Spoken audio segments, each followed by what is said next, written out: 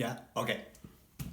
Hello, Beaver Pelt Collegiate, class of 1988. It's Robert here from school. Yeah, remember me? Good. Okay, so guess who has been put in charge of organizing this year's high school reunion?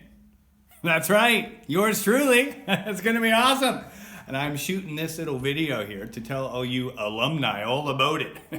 It's going to be the most Canadian high school reunion ever. Cheers. Okay, listen up. So me and Gordie, we wanted to book the Nanaimo bar for it. It's important to be seen in the right places, right? Well, it seemed like a simple plan, but problem is I'm sure broke right now. Well, to be perfectly frank, I lost some money at the track, okay? I know, but I'm confident in time I shall win again. You all know that patience Tessa Virtue, and I still got Moir time to get lucky, so fingers crossed, eh? Cheers. Anyway, due to my lack of funds, I called Gordie. I asked him straight up, Gordie, how are we going to pay for this party room at the Nanaimo bar? I know Tim Hortons for cash right now, so, well, he says Peggy might help. I said, Peggy? You're joking, man. Did you not hear about Peggy's COVID-19 diagnosis?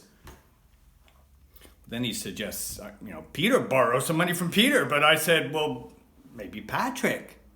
He said, Patrick? What are you talking about, man? He's on EI right now. Then he said, maybe Brad. I said, Brad, for Christ's sake, he's not even invited. And then I said, well, maybe Bobby or anyone with a job. Let's face it.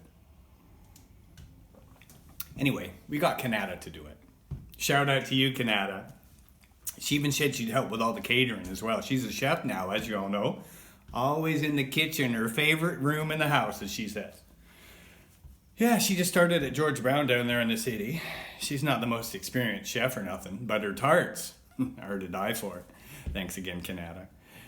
She's doing quite a lot, actually. Everything, actually. She even organized the booking contract and good old Halifax it to me. Thanks, Hallie. Love you both. Me and Gord started thinking about who else we could invite. I was so excited about it. I even considered inviting, Mike. Yeah, that Mike. Bossy as hell, I know, but actually not a lot of yous would know this, but I ended up living in a house with Mike and a bunch of other guys. Man, those were crazy times. No sleep to be had, that's for sure. One of them was a drummer too. Jeff, we called him Boom Boom. Yeah, Boom Boom Geoffrion on his drums last night. And there was this singer there, Diana, crawling around all hours, and her boyfriend, this other singer, he sounded like Michael Jackson or something. We'd see him every weekend. Oh man, I shared a room in that shithole with this guy, Steve, gnashing his teeth all night. That was his specialty. Then we had Patrick chanting all the time, meditating and such, just raving like a lunatic. And Mark, of course. Oh, Mark. Messier. And the twins, God, never paying their rent on time. Eric and Jordan stalling all the time. Cheap bastards. Anyway, back to the reunion. Any of you guys remember those twins in grade 9? I wanted to invite them too, Barry and his brother Terry. Total pool sharks, eh? Remember that? They used to challenge each other in Gordie's basement. Barry on Terry. Oh man, they were worth watching. Yeah, and then after grad, they shot pool in the Boston bar, in the pool hall. Y'all remember that place? It's like straight north, basically, from here. Kind of weird place. Guy must have put like $1 trillion into that place. Built like a fort, eerie kind of atmosphere in there. Lots of animals. Remember, right in the bar? Big red deer hanging on the wall. I even saw my Uncle Bob caging birds in there for the guy. Massive white rock out the front. Owner was strange too, a real rough rider. Used to wear this big old medicine hat on his head. Either that or like a white cap. I think his name was Alan. Thick as a brick, that's for sure. Thought he was a real raccoon turd. Yeah, I got into a fight with him once because he had a lisp and I was teasing him. Not very nice, But I got all poetic one day and I said, Alan, let's bridge this distance between us. Then he's all like puffing up. Oh, really? I know, not very nice. You know what? Speaking of old folks like us now, it's amazing how your buying habits change as you get older, eh? Like, my teenage daughter informed me yesterday that I had bought the wrong hair product for her. I had to go back there and ask, you know, like, do you have any shampoo teens would like? So embarrassing. Anyway, the reunion. I was going to invite Sandra. Oh man, she knows how to have a good time. Maybe Russell. Peter's moved overseas, of course. I'm kind of debating now about inviting Peg. You all know how I feel about her. And to be honest, last time I saw her, she said, I don't care about you anymore. Well, I wasn't sure what she meant. I asked her to be more specific, but she wouldn't. Sam and I were both there when she said that. Anne-Marie too. Dear me, I love that woman. She could have meant anything to me. But you know, it wasn't love at first sight, eh? She grew on me. First time we went on a date, squarest woman I ever met. Weird too. Don't tell her I told you this, but she told me she only dated men with one-syllable names. Can you believe that? You know, Fred, Rick, tons of guys, just like short names, one-syllable names. Well, I was panicking. I told her my name was Bob, not Robert. She talked funny too back then, you know, like some kind of ye olde English. Used to offer me coffee and say things like, coffee? Yay or nay, Bob? Very weird. Now look, I don't want to pick her with a bad reputation, but the first time I met her was in this strip bar called the Canadian Club. Strip bar. And as far as strip bars go, it was Saskatchewan for sure. Bunch of bare naked ladies in there. Well, I never saw anything like that before, that's for sure. Anyway, my buddy Stanley was there looking for his sister Polly. So Stanley parks right out the front. He just bowls right in. He yells out in front of the whole bar, "Is Sarah Polly in here?" I told him, "Beaver alone, man." Well, I wanted to get out of there, but Dave, hey Dave, Dave says, "I'm not going till Mabel leaves." So we had to stay for a while.